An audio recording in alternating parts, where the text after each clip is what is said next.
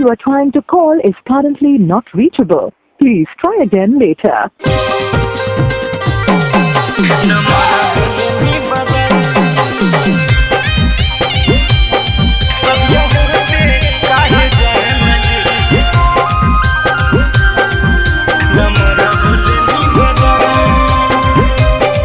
Bholenath recording studio Banawar Bishanganj.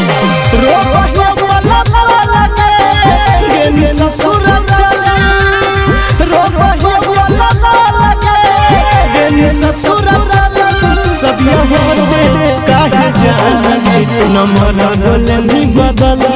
सदिया होते काहे जाने नंबर बोले नहीं बदल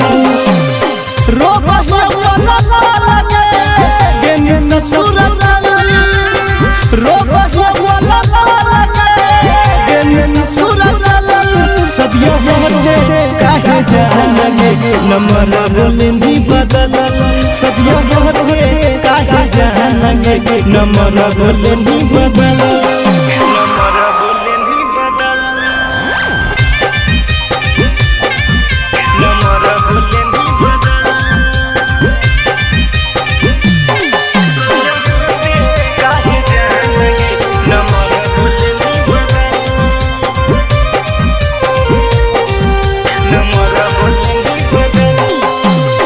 खैले हन कसम तूता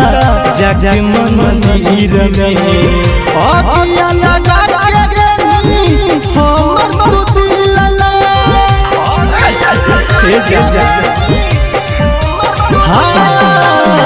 खैले हन कसम तूता जाके मंदिर में अकिया लगा के गनी हमर तू दिल में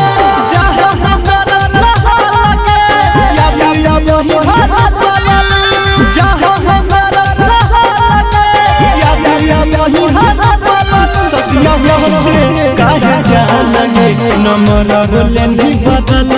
सदिया होते काहे जाने नंबर बोले नहीं बदल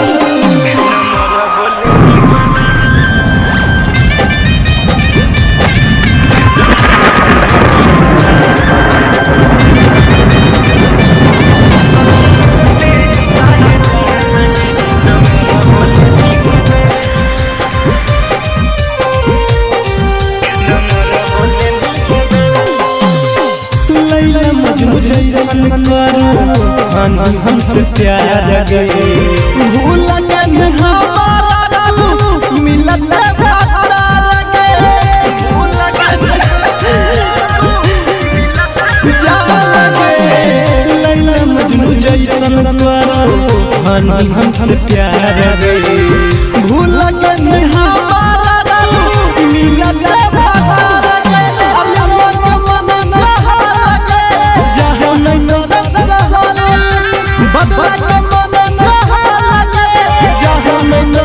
सदिया होते काहे जाने नंबर बोले नहीं बदल सदिया होते काहे जाने नंबर बोले नहीं